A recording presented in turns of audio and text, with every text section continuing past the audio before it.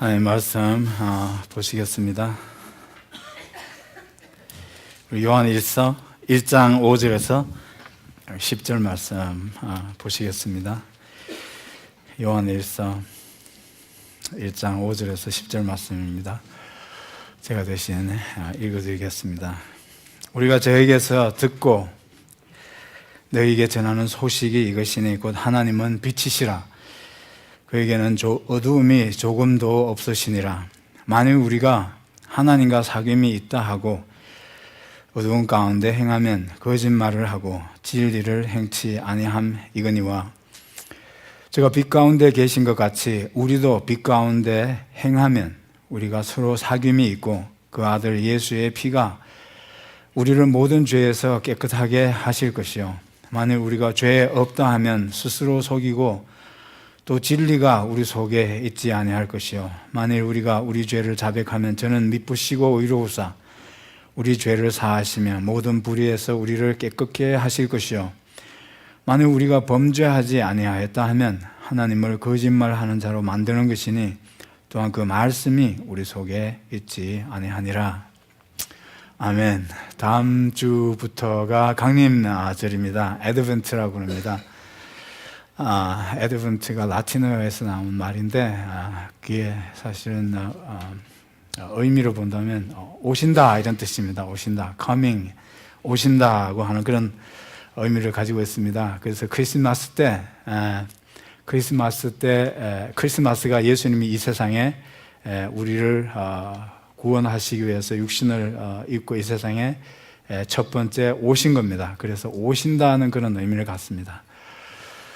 그래서 강림절을 오신다는 그런 의미로 본다면 믿는 사람은 그 오신다는 그 단어에서 세 가지 의미를 생각해 볼 수 있습니다. 첫 번째 의미는 예수님이 우리를 구원하시기 위해서 인간의 몸을 입고 이 세상에 오신 그 첫 번째 오심이 되는 겁니다. 예수님이 오셨습니다. 그래서 이 세상에 오신 겁니다.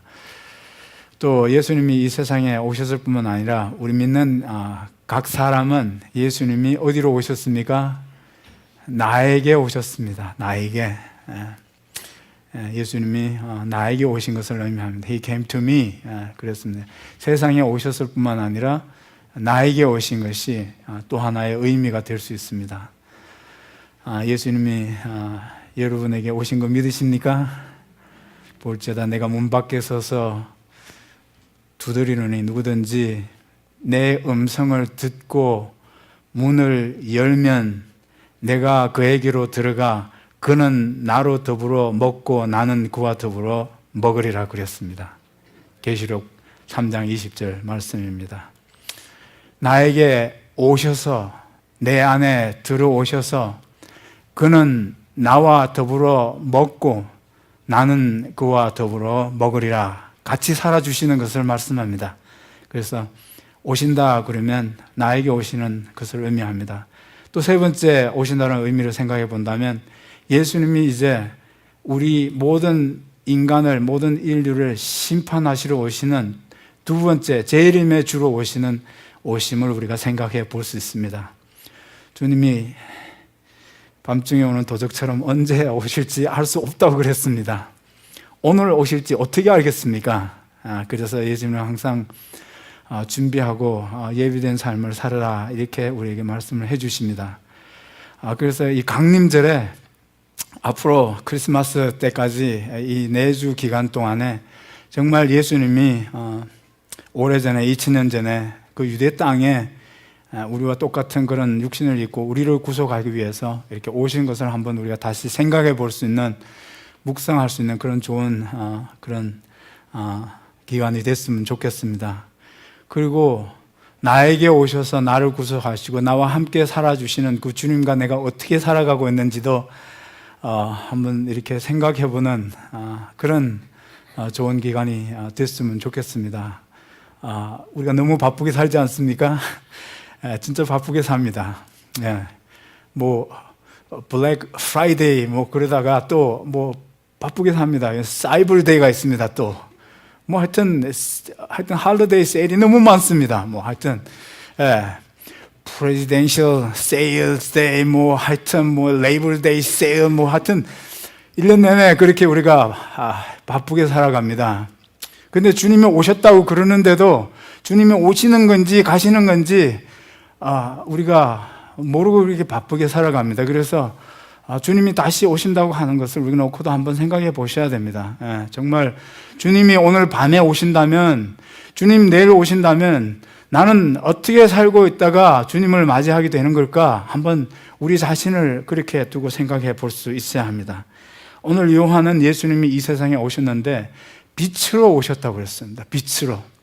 예수님은 빛이 되시고 하나님은 빛이 되시고 이 세상에 오신 예수님은 빛이라고 그렇게 말씀을 하셨습니다. 그래서 오늘 말씀에서 우리는 하나님은 빛이시라고 하는 그런 제목을 가지고 말씀을 같이 이렇게 보기로 하겠습니다. 요한복음 1장 4절에서 5절 말씀을 보면 그 안에 생명이 있었으니 예수님을 두고 그렇게 말씀하고 있습니다. 이 생명은 사람들의 빛이라고 그랬습니다. 예수님을 두고 예수님은 생명이라고 그랬습니다. 그리고 예수님은 동시에 빛이라고 그렇게 말씀을 했습니다. 빛이 어두움에 빛이 돼 어두움이 깨닫지 못하더라 그렇게 말씀하고 있습니다. 요한복음 8장 12절에 보면 예수님이 친히 자신을 가리켰죠. 빛이라고 하신 말씀을 볼 수 있습니다. 예수께서도 일러 가라사대 나는 세상의 빛이니 나를 따르는 자는 어두움에 다니지 아니하고 생명의 빛을 얻으리라 그랬습니다. 예수님은 자신을 가르쳐 빛이라고 말씀하고 있습니다. 요한복음 1장 9절로 돌아가 보면 참빛 곧 세상에 와서 각 사람에게 비추는 빛이 있었나니 그랬습니다.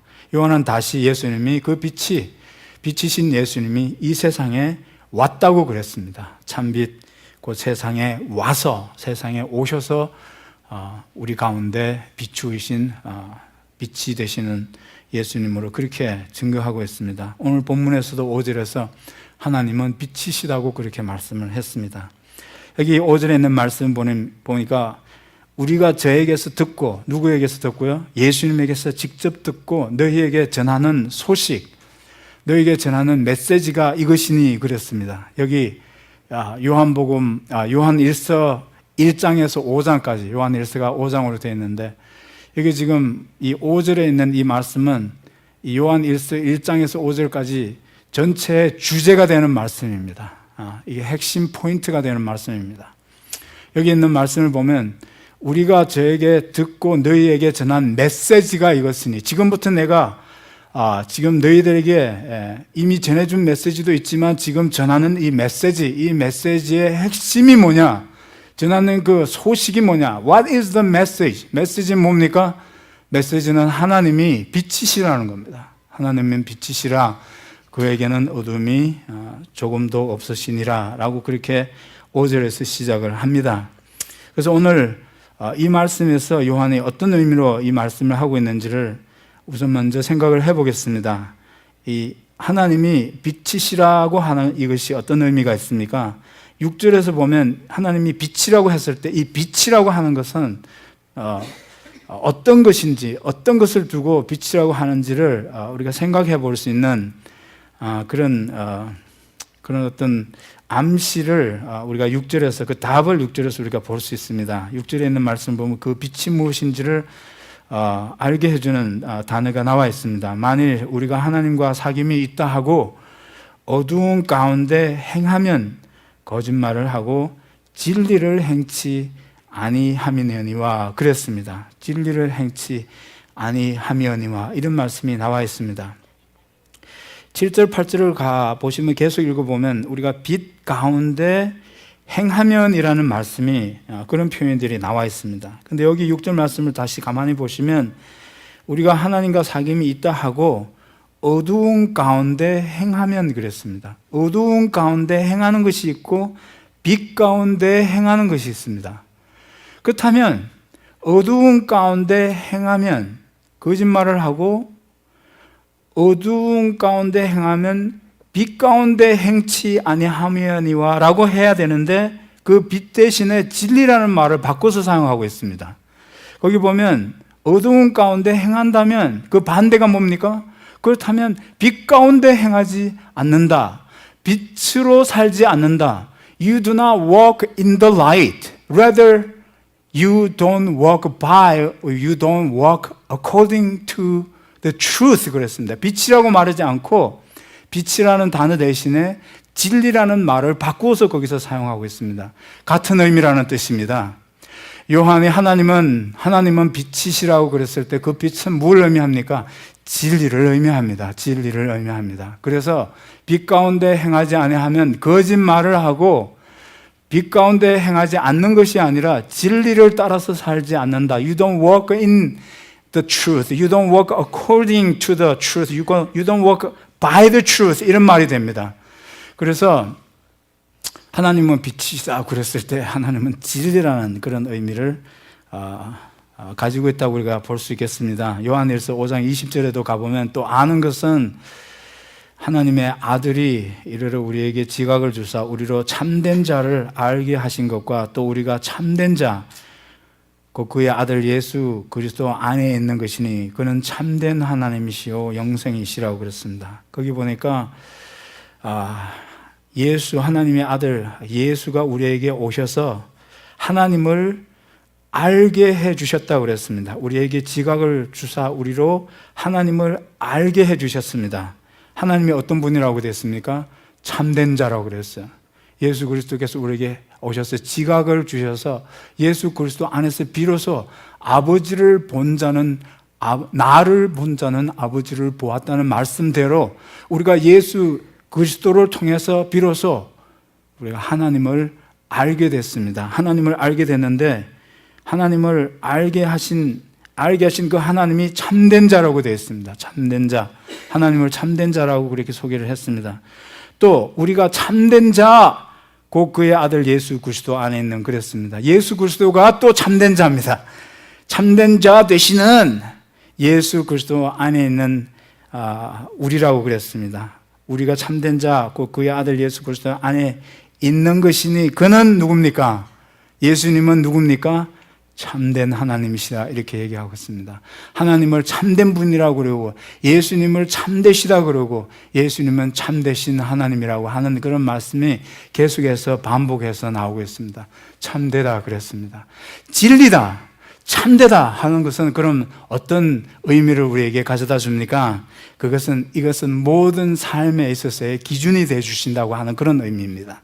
우리의 삶의 기준이 되어 주시고 우리의 삶의 근본이 되어 주시고 우리의 삶의 파운데이션이 되어 주신다고 하는 그런 의미를 갖습니다. 진리가 없고 참된 것이 없으면 우리가 어떻게 살아갈 수밖에 없습니까? 혼란스럽게 살아갑니다. 무슨 기준이 없어. There is no standard. There is no standard. 그냥 누구든지 자기 주장대로 살면 되는 겁니다. 내 주장이 다 옳다는 겁니다. 그렇죠? 누구든지 자기 주장이 옳다는 거죠. 지금 왜 우리 현실이 이렇게 어둡고 혼란스럽습니까? 빛이신 하나님이 없어서 우리가 그렇게 혼란스럽습니다. 하나님의 말씀이 없어서 우리가 이렇게 혼란스럽습니다. 그렇습니다. 지금 대학에서 가르치는 모든 학문이 상대주의를 가르치고 있어요. It's a relativism.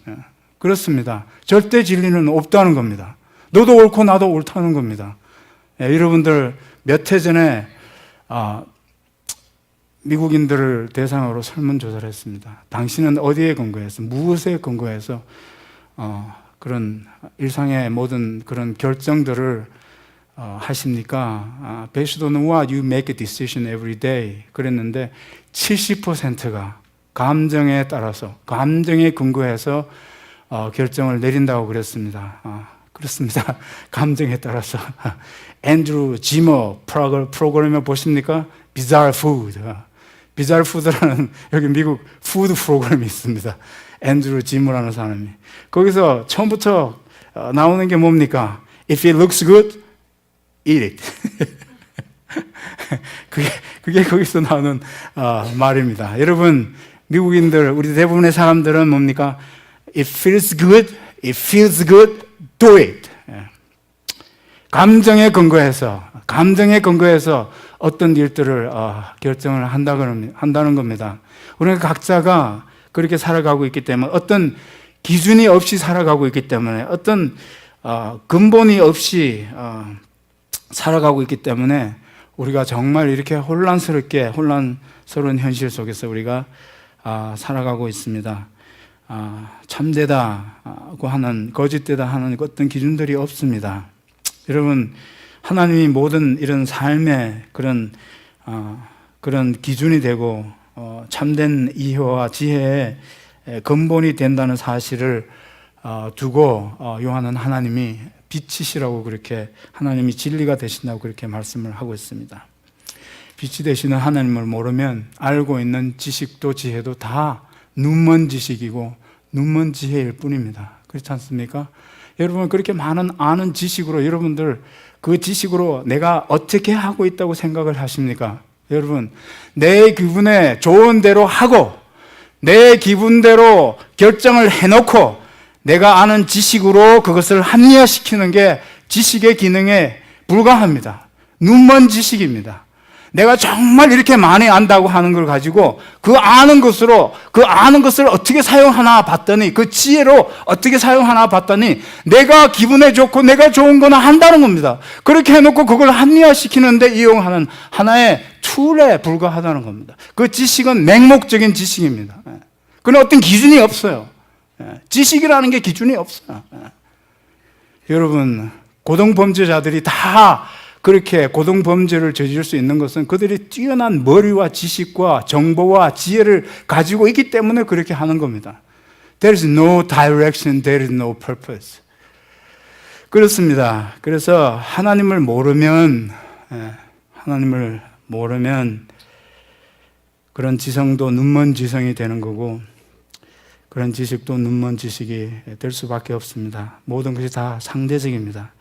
그래서 요한은 여기서 하나님은 빛이시다라고 말씀하면서 하나님이 우리의 삶의 기준이 되어주신다, 이렇게 우리에게 말씀을 해주고 있습니다. 하나님이 우리의 모든 삶의 윤리와 도덕의 기준이 되어주시는 분이시다 그랬습니다. 그런 의미에서 하나님은 빛이십니다. 또 어떤 의미를 가지고 있습니까? 빛은 밝음을 의미합니다. 밝음을 의미해요. 정말 나도 이렇게 좀 밝아졌으면 좋겠고, 내가 살아가는 내 삶의 주변에도 이게 좀 밝아졌으면 좋겠습니다. 너무 혼란스럽습니다. 너무 어둡다는 생각이 듭니다. 좀 밝아졌으면 좋겠습니다. 밝음을 강조합니다. 위험한 것으로부터 도대체 어떻게 될지 알 수 없는 그런 현실 속에서 우리가 살아가고 있는 것처럼 경험되어집니다. 내가 어디로 가고 있는지조차도 모를 때가 있습니다. 시편 119편 105절 말씀을 보면 주의 말씀은 내 발의 등이요 내 길의 빛이니이다, 그렇게 말씀을 해주고 있습니다. 빛이 되시는 하나님의 그 진리, 하나님의 말씀으로 우리의 삶의 길을 비추어 주시는 것을 의미합니다. 하나님 안에는 어둠이 조금도 없다고 그랬어요. 밝음이 있고, 또 그 밝음이라고 하는 것은 우리가 살아가는 삶의 그 길을 비추어 주셔서 우리가 어디로 가고 있는지를 우리로 하여금 알게 해 주신다고 그랬습니다. 여러분 각자에게 한번 물어보시기 바랍니다. 내가 도대체 어디로 가고 있는지. Where am I going? Really? 한번 스스로 한번 물어보시기 바랍니다. 주님이 다시 온다면 나는 내가 가는 이 길에 어느 모퉁이에서 주님을 만나게 될까? 내가 뭐 하다가 주님을 만나게 될까? 하는 것도 우리가 한번 생각해 봐야 됩니다. 여기 빛이라고 이렇게 말씀하는 것은 하나님 안에는 어둠이 조금도 없다고 그렇게 또 강조해서 말씀하고 있는데, 어둠이 조금도 없다는 것은 하나님 안에는 실망할 게 조금도 없다는 그런 의미도 됩니다. 실망할 게 조금도 낙심하게 하거나 좌절하게 하거나 실망하게 할 만한 것이 하나도 없다는 것을, 하나님에게는 없다는 것을 의미합니다. 요즘 블랙 프라이데이가 금요일 날 새벽에 아침에 시작하는 게 아니고 목요일 날 저녁에 시작합니다. 제가 와이프 쪽으로 캘리포니아에서 손님이 와서 여기 노스 아울렛에 제가 목요일 날 저녁 늦게 손님 대접하느라고 같이 갔었는데 하여튼 사람들이 많더라고요. 여러분, 물건 사면 조심해야 될 게 뭡니까? 아무리 그럴듯해 보이고 그렇게 세일을 많이 해주고 괜찮은 물건처럼 괜찮은 딜처럼 보여도 조심해야 될 게 뭡니까? You have to read a small print, right? 예. 여러분, 정말 굿딜이라고 이렇게 사가지고 집에 가서 실망할 때가 많지 않습니까? 예. Battery is not included. 그런 것들은 작은 글씨로 쓴다는 겁니다. 여러분, 하나님은 결코 우리를 그렇게 속이시는 분이 아니시라는 겁니다. 하나님 안에는 결코 어두움이 없다고 그랬습니다. 하나님으로 만족한 사람은 정말 복 있는 사람입니다. 하나님은 우리의 참된 기쁨이 되어주시고 우리의 밝음이 되어주셔서 우리의 참 만족이 되어주시고 참 삶의 가치가 되어주시고 목적이 되어주시는 분이라는 것을 그런 의미로 요한은 여기에서 하나님은 빛이시다. 그 안에는 조금도 어둠이 조금도 없다고 그렇게 말씀하고 있습니다. 세상 것 다 가져도 우리는 마침내 실망하게 될 겁니다. 그것 때문에. Because that is not the answer. But God is the ultimate answer. We will never be disappointed with God. 그런 의미로서 하나님은 그 안에는 속이는 것이나 어두운 것이나 감추어진 것이나 하는 것이 조금도 없다고 그랬습니다. 하나님으로 만족하며 사는 사람이 가장 복 있는 사람이 될 것입니다. 두 번째로 오늘 이 하나님은 빛이시다 하는 이 말씀에서 생각해 볼 수 있는 것은 여기 7절 말씀에 저가 빛 가운데 계신 것 같이 우리도 빛 가운데 행하면 우리가 서로 사귐이 있고 그 아들 예수의 피가 우리를 모든 죄에서 깨끗하게 하실 것이요 라고 7절 말씀에 나와 있습니다. 여기 보니까 빛 가운데 행하면 그렇습니다. 빛 가운데 행하면 이런 빛 가운데 행하면이라는 이 말씀을 생각해 보기 전에 6절로 다시 돌아가 보면 6절에서 사도 요한이 이 빛 가운데 행하는 것과 대조되는 어두운 가운데 행하면이라는 그런 표현을 사용했습니다. 어두운 가운데 살아가는 것을 우리가 미리 좀 이렇게 우리가 보게 되면 빛 가운데 살아간다는 것은 이런 것일 수가 있구나. 그 대조해서 우리가 이해를 하는데 도움이 됩니다. 어두운 가운데 산다는 건 뭡니까? 어두운 가운데 행한다는 것은 요한일서 2장 8절에서 10절 말씀 보면 어두운 가운데 행한다는 6절에 있는 말씀, 그 말씀에 설명이 될 만한 말씀이 나와 있습니다. 내가 다시 너희에게 새 계명을 쓰노니 저에게와 너희에게도 참된 것이라. 이는 어두움이 지나가고 거기 어두움이 나와 있습니다. 참빛이 벌써 비침이니라. 빛 가운데 있다 하며 그 형제를 미워하는 자는 지금까지 어두운 가운데 있는 자요. 어두운 가운데 있는 자라는 표현이 나와 있습니다. 6절에 있는 말씀을 보면 우리가 하나님과 삼위김이 있다 하고 어두운 가운데 행하면 어두운 가운데 행하고 어두운 가운데 살아가는 삶이 있을 수 있다고 그렇게 우리에게 말해주고 있는데 그 어두운 가운데 살아가고 있다는 것은 도대체 어떤 것이냐 하는 것이 거기에 나와 있습니다. 어떤 것입니까? 빛 가운데 있다 하면서 그 형제를 미워하는 자는 지금까지 어두운 가운데 있는 자요. 그의 형제를 사랑하는 자는 빛 가운데 그하여 자기 속에 끓김이 없으나 그 형제를 미워하는 자는 어두운 가운데 있고 또 어두운 가운데 행하며 그의 눈을 멀게 하였음이니라 그랬습니다. 어두운 가운데 있다고 하는 것은 그 형제를 미워하는 것을 두고 어두운 가운데 행하는 것이라고 그랬습니다. 여러분, 우리가 빛 가운데 행하기 전에 내 마음이 밝아지고 내가 진짜 살아가는 내 삶의 주의가 나 때문에 좀 밝아지기를 원한다면 무엇부터 우리가 좀 take care 해야 되겠습니까? 내 마음에 있는 미움을 좀 우리가 take care 해야 됩니다. 형제를 미워하면 그것이 곧 어두운 가운데 행하는 것이라고 그렇게 되어 있습니다. 그 형제를 미워하는 자는 지금까지 어두운 가운데 있는 자요. 그의 형제를 미워하는 자는 어두운 가운데 있고 또 어두운 가운데 행하여 그랬습니다. 어두운 가운데서 살아가는 것을 어떻게 얘기했습니까? 그 눈이 멀었다고 그랬어요. 그 눈이 멀었다고 했어요. 마음의 눈이 어두워져서 그 미움 때문에 여러분, 왜 이렇게 내가 이렇게 답답하고 어둡게 살아가고 있습니까? 아직도 내가 누군가를 미워하는 미움이 있기 때문에 그 내가 미움으로 살면 그게 어두운 가운데 살아가는 것이라고 했어요.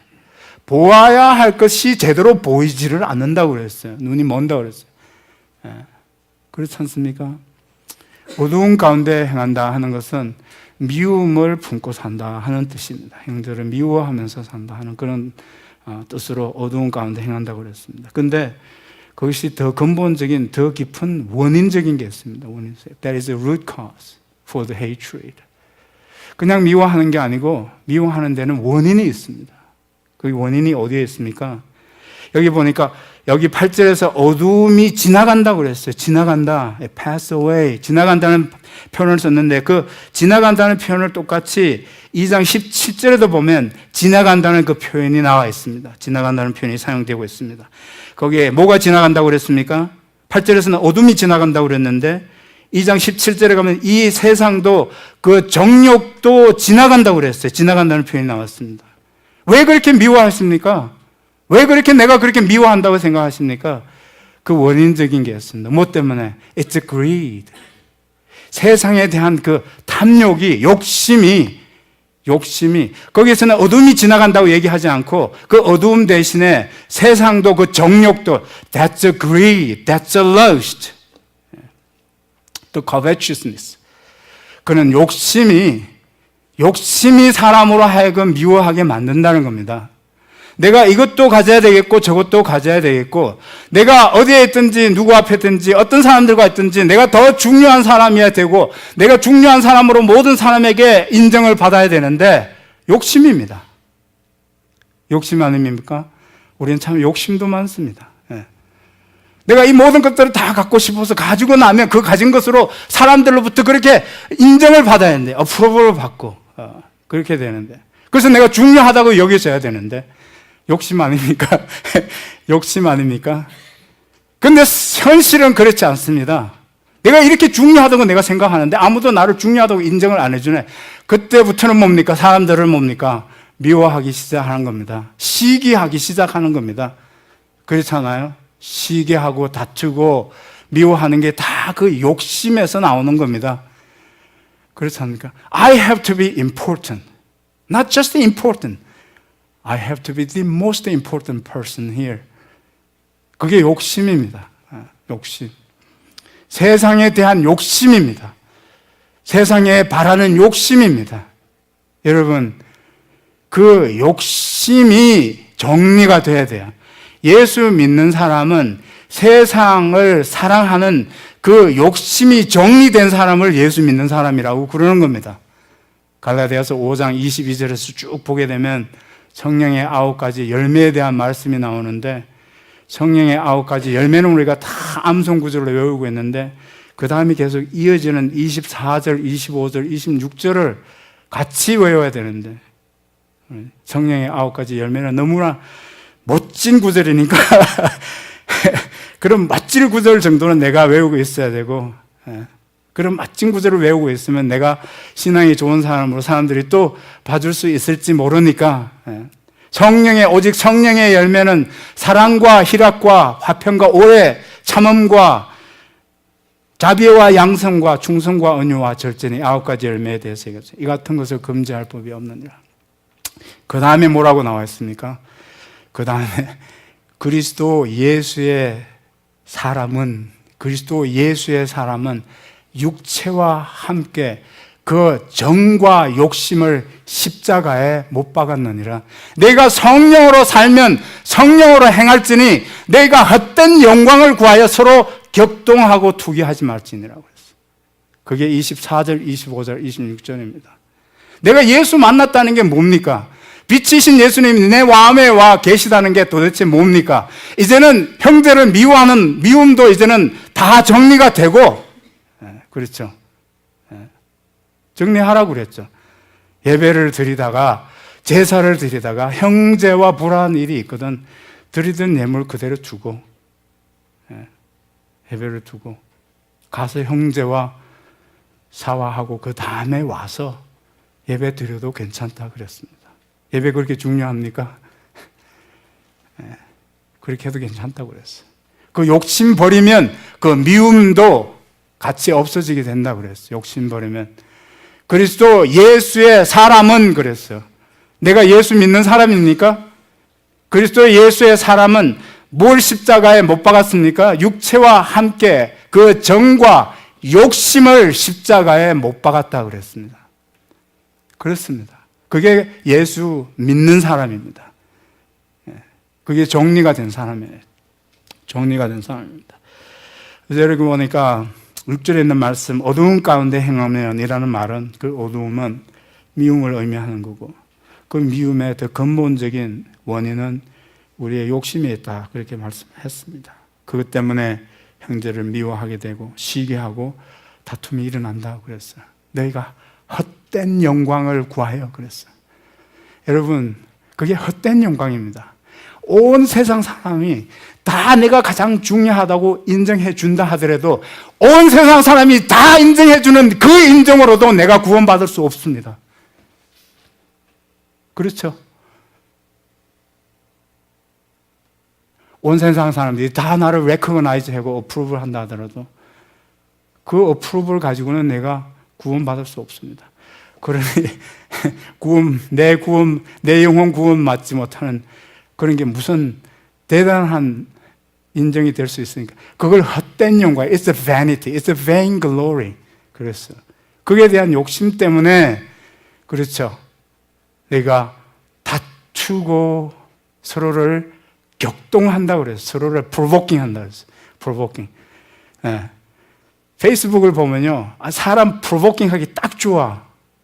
그죠? 페이스북 보면 뭡니까? 볼 때마다 기분 나빠. 좋은 데만 갔대, 사진 찍어 올린 거 보면. 포스팅 한 거 보면, they may live a perfect life, maybe. Wow. That's not the reality, isn't it? That's a vanity. It's a vain glory. 나 좀 봐달라는 거잖아요. 그죠? 데카르트가 나는 생각한다, 고로 존재한다 그러는데 요즘은 그게 달라졌습니다. 나는 페이스북에 포스팅한다, 고로 나는 존재한다, 이렇게 됐어요. 미미미. 예. 봐달라는 거죠. I'm posting, therefore I exist. 그렇게 되었습니다. 여러분, 그런 것들을 두고 여기서는 어둠에 행한다고 그랬어요. 7절에 있는 말씀 우리가 다시 가보게 되면, 그래서 우리가 저가 빛 가운데 계신 것 같이, 하나님이 빛이시고 하나님이 빛 가운데 계신 것 같이 우리도 빛 가운데 행하면 하나님과 사귐이 있다고 그랬어요. 빛 가운데 행하면 우리가 서로 사귐이 있고 또 예수의 피가 우리를 모든 죄에서 깨끗하게 하실 것이요. 그랬어요. 우리가 사귐이 있게 된다. 우리가 서로 사귐만 있게 되는 게 아니고 하나님과도 사귐이 있게 된다 그랬습니다. 요한일서 우리가 읽은 1장 3절로 가보면 우리가 보고 들은 바를 너희에게도 전함은 너희로 우리와 사귐이 있게 하려 함이니 우리의 사귐은 the fellowship between us and the fellowship that we have is a fellowship with God 그랬어요. 그래서 우리와 교제하고 우리와 사귐이 있다는 것은 곧 하나님과 사귐이 있다는 것과 똑같다고 그렇게 우리에게 말씀을 해주고 있습니다. 그런 사귐이 있어야 돼요. 여러분, 이런 명절이 되고 이런 시즌이 되면 더 외로운 사람들이 많습니다. I'm alone, I'm lonely. 그런 사람들이 있습니다. 그렇죠? 우리 그 외로움도 여기에 있는 말씀대로라면 그 외로움을 우리가 다 없이, 외로움 없이 살아갈 수 있습니다. 진정한 사귐이 있다면, 그렇죠? 하나님과 내가 진정한 그런 사귐 속에 살아간다면 내가 외롭지 않습니다. 그리고 또 뭡니까? 우리가 하나님과 사귐이 있을 뿐만 아니고 서로 좀 사귐이 있다고 그래요. 이 사귐은 그냥 형식적으로 그냥 겉돌기식으로 그런 사귐이 아니라고 그랬어요. 여기는 보니까 우리가 서로 사귐이 있는데 진정한 사귐이 있다고 그랬어요. 진정한 사귐이. 저는 우리 큰형님하고는 이런 깊은 사귐 속으로 가기가 어려워요. 대화가 안 돼. 어느 정도 대화하다 보면 뭡니까? 세상적인 게 나와. 야, 그 사람은 뭐 친척이 뭐 이런 지위에 있대더라, 뭐 사돈은 이렇대더라, 하여튼 재산이 얼마래더라. 그렇게 가버리니까 그냥 어느 정도까지는 대화가 되는데 거기서부터는 대화가 더 이상 가지를 않아요. 정말 형제가 아니어도 그 사귐이 더 정말 신실하고 더 깊어지고 같이 있게 되든지 정말 안 보는 곳에 있다든지 내가 언제든지 그 사람은 믿을 수가 있는 그런 I can trust that person. I can have any conversation with that person because I can trust that person. 그렇죠. 그런 사귐으로 가게 된다는 겁니다. 어떤 사람이 그렇게 될 수 있습니까? 하나님과 사귐이 있는 사람이, 빛 가운데서 살아가는 사람, 그런 사람은 믿을 수가 있어요. trust 할 수 있어요. 하나님과 그런 깊은 사귐 속에서 살아가는 사람인데, 여러분 어디를 가든지 안 보는 데 있어도 I can trust that person. 그렇죠. 김 목사가 여러분들 안 보는 데서 자빠져 자고 있는지 일하고 있는지 어떻게 알 겁니까? 뭘로 알 수 있습니까? 안 봐도 하나님 저렇게 사랑하는 거 보면 알아. 안 봐도 하나님을 저렇게 하나님을 원하고 하나님만이라고 생각하고 살아가니까 하나님 하라는 대로 하겠지. 하나님 하라는 대로 순종하면서 살아가겠지. 그렇죠?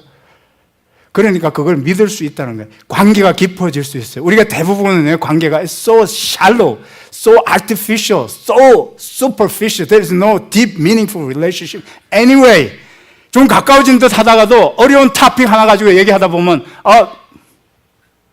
그렇죠. 그렇죠. 그거 가지고 핸들링을 못해. 이렇게 가는 관계라는 겁니다. 그렇게 관계가 우리가 정말 그런 얕은 관계에서 살아가는 관계, 사귐이 있다고 해서 빛 가운데 행하면 우리가 서로 그런 제뉴인한 그런 사귐 속에서 우리가 서로 믿고 의지하고 더 깊은 그런 친밀한 그런 관계 속에서 우리가 정말 의미 있는 관계 속에서 의견은 달라요. 그래도 다른 의견까지도 다 우리가 그걸 서로 이렇게 극복해낼 수 있습니다. 또 보면 두 가지를 얘기했습니다. 빛 가운데 우리가 행하면 사귐이 있을 뿐만 아니라 아들 예수의 피가 우리를 모든 죄에서 깨끗하게 하실 것이요 그랬습니다. 여러분, 빛 가운데 행한다고 하는 것은 내가 완전하게 죄에 안 짓고 살아간다는 그런 뜻이 아닙니다. 7절 말씀을 잘 보셔야 됩니다. 내가 빛 가운데 살아간다. 하나님과 깊은 관계 속에서 살아가니까 저 사람은 죄 안 짓고 살아가겠지.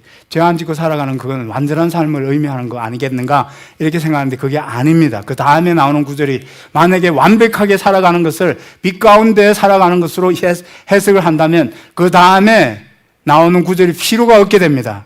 그 우리를 모든 죄에서 깨끗하게, 아니 지금 완벽하게 살아가고 있는데 무슨 죄를 또 사해 준다고 하는 게 또 그게 붙어서 나오냐고요. 그게 아니고 빛 가운데 살아간다는 것은 우리가 지금까지 내가 보지 못했던 그런 죄까지도 하나님이 보시는 그 죄를 나도 볼 수 있게 됐다. 그렇습니다. 그런 의미입니다. 하나님의 말씀으로, 빛이 되시는 말씀으로, 진리로 우리에게 비추어지게 되면 내가 지금까지 보지 못했던 내 죄를 내가 볼 수 있게 된다 그랬습니다. 성자는 sinless person이 아니고 sin conscious person이라고 그랬어요. 성자는 죄 없는 사람이 아니고 죄에 대해서 더 민감해지고 하나님이 보는 죄를 보는 사람이 그는 성자라고 그랬습니다. 그래서 우리 죄를 고백하면 그랬습니다. 우리 죄를 고백하면 구절에서 저는 미쁘시고 의로우사 우리 죄를 사하시며 우리의 모든 불법에서 우리를 깨끗하게 해주신다. 그래서 우리가 계속 달라져가는 삶을 살아간다. 이런 의미입니다. 우리가 완전하게 산다가 아니고 하루하루 이렇게 달라져 간다는 그런 의미의 말씀입니다. 그래서 빌립보서 1장 6절에 뭡니까? 너희 속에 착한 일을 시작하신 이가 주님의 날까지 그것을 이루어 주시겠다고, 그렇게 우리가 그 성화되어 가는 그런 삶을 살아가게 된다 그랬습니다. 여러분, 오늘 말씀이 사도 요한의 말씀을 가만히 들어보면 It's a strong message. 그렇죠? 저도 이 말씀을 좀 그냥 강도를 낮춰서, 수위를 낮춰서 그렇게 말씀을 해주고 싶은데 사도 요한은 있는 대로 우리에게 말씀을 해주십니다. 우리를 위해서 하시는 말씀입니다. 여러분, 우리가 진짜 이 강림절에 정말 좀 이렇게 시간을 우리가 내서 정말 내가 믿음의 삶에 어디에 와 있는가 하는 것을 좀 돌아볼 수 있는 그런 시간이 됐으면 좋겠습니다. 우리 안에 어둠이 있는 어둠을 정말 그렇게 좀 이렇게 하나님이 비추어 주시는 빛으로 좀 비추어서 우리가 그렇게 기도할 수 있으면 좋겠어요. 하나님 보는 죄를 나도 보게 해 주시옵소서. 그렇게 기도했으면 좋겠습니다. 다 같이 일어나시기 바랍니다.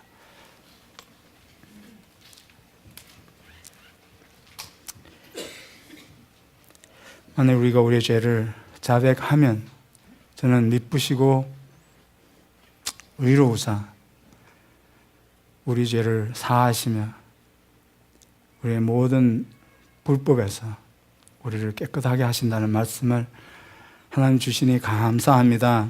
하나님, 우리가 죄가 없어서 빛 가운데 행하는 것이 아니라 이제 빛 가운데서 우리가 보지 못했던 그런 모든 허물들과 죄들을 우리가 이제 볼 수 있게 됐다는 것을 우리가 의미하는 것을 좀 보게 됐습니다. 알게 됐습니다. 하나님, 이 강림절에 하나님 우리가 주님과 더 깊은 사귐 속으로 들어갈 수 있게 하여 주시고 좀 우리가 서로의 관계도 정말 더 가까워지고 더 깊어지고 더 의미 있는 관계가 될 수 있게 주님 저희를 축복하여 주시옵소서. 예수님의 이름으로 기도하옵나이다. 아멘.